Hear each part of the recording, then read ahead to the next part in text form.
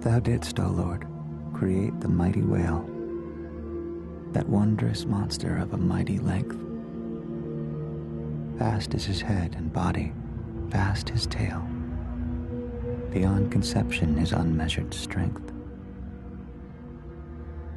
But everlasting God, thou dost ordain that we, poor feeble mortals, should engage ourselves, our wives and children to maintain this dreadful monster with a martial rage.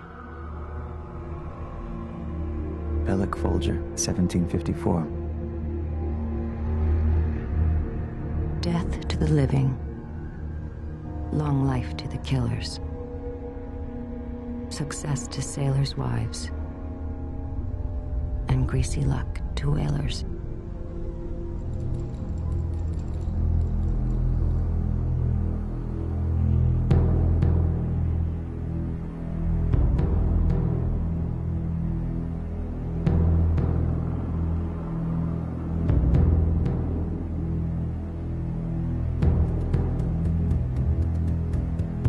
On the hot and sultry morning of Thursday, August 12th, 1819, with the price of whale oil on the rise and the world sunk deep in the debilitating economic depression, an 87-foot, 238-ton whale ship called the Essex weighed anchor off the island of Nantucket, sailed east past Great Point Lighthouse, and headed out onto the surging currents of the North Atlantic for what would prove to be the most haunting and horrific voyage in the history of American whaling.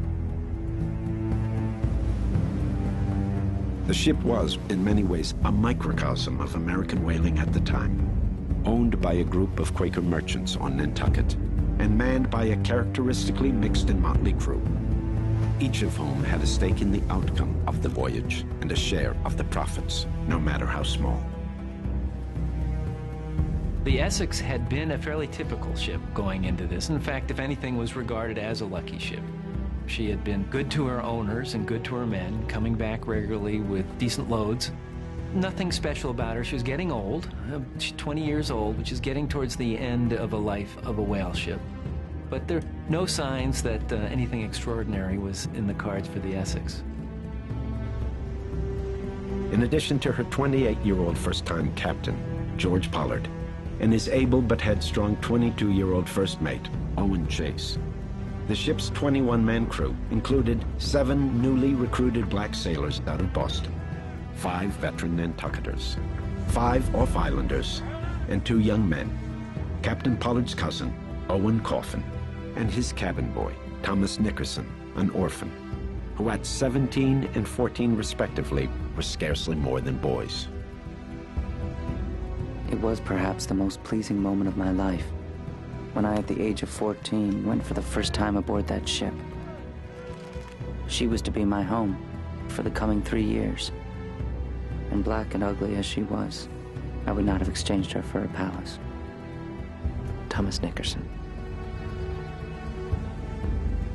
They were ultimately bound, after a long zigzagging course down the Atlantic, past the Azores, Africa, and Brazil, for the deep green waters of the Pacific, off the coast of Peru.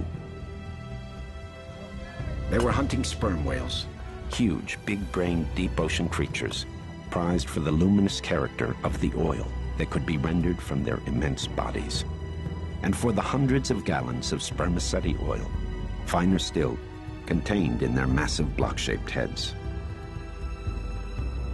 This was the beginning of the industrial age, and before petroleum, the oil that was lubricating the machines, lighting the urban centers of America and Europe, was whale oil. And before there was mobile oil headquarters, there was Nantucket, and it was Nantucket sperm oil that was making the Industrial Revolution happen and providing the first global economic engine America would know. Whale oil was the highest quality illuminant and the highest quality lubricant that human beings could produce. And the Western world was becoming a richer, more productive place in the later 18th and early 19th centuries, and that drove the price of oil higher and gave whalemen an incentive to go further and further and further.